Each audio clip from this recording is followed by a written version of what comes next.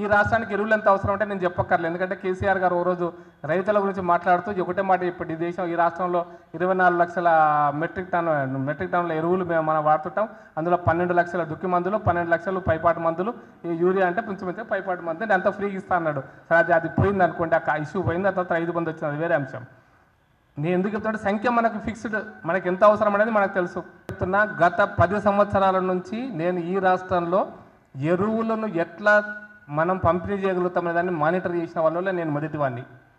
నేను గుర్తు చేస్తున్నా, అన్న నిరంజన్ రెడ్డి గారు ఇక్కడ ఉన్నారు, గుర్తు చేస్తున్నా. ఫస్ట్ టైం తెలంగాణ వచ్చినప్పుడు జనార్దన్ రెడ్డి గారు రిటైర్డ్ ఐఏఎస్ ఆఫీసర్, ఆయన అగ్రికల్చర్ కమిషనర్గా పనిచేశాడు. నేను ఒకరోజు ఫోన్ చేసిన, సార్ నేను అగ్రికల్చర్ మీరు కలవాలనుకుంటున్నా అన్న.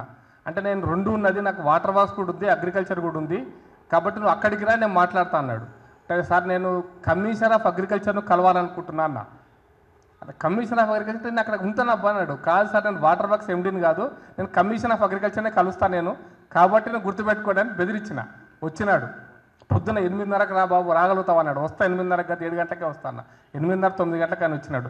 ఆ రోజు నేను ఆయన అనుభవంతో చెప్తున్నా ఏంటంటే, ఆ రోజు ఎరువుల సమస్యని అంత గత ప్రభుత్వంలో ఉన్న ఎరువుల సమస్య టీఆర్ఎస్ ప్రభుత్వం వచ్చిన తొలి నాళ్ళ ముచ్చట చెప్తున్నా.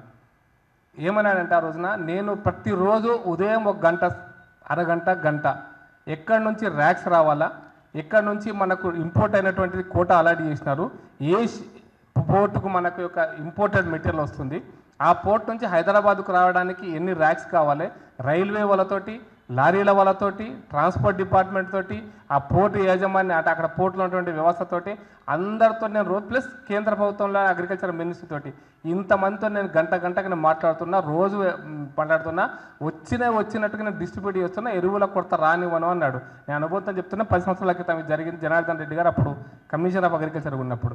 అప్పటి నుంచి ఇప్పటిదాకా ఈ రోజు కూడా వాస్తవానికి కేంద్ర ప్రభుత్వం నుంచి రావాల్సిన కరోనా కాలంలో మనం ఇంత కరోనా అని చెప్పుకొని మొత్తం ప్రపంచమంతా లాక్డౌన్ ఉన్న రోజులలో కూడా ముఖ్యంగా ఎరువులు సప్లై చేసేటువంటి సమయంలోనే ఏప్రిల్ మే జూన్లోనే లాక్డౌన్ ఉన్నా కూడా ఈ దేశంలో ఎరువుల కొరత రాలే. ఈ దేశంలో ఎక్కడ కూడా ఎరువుల కొరత రాలే.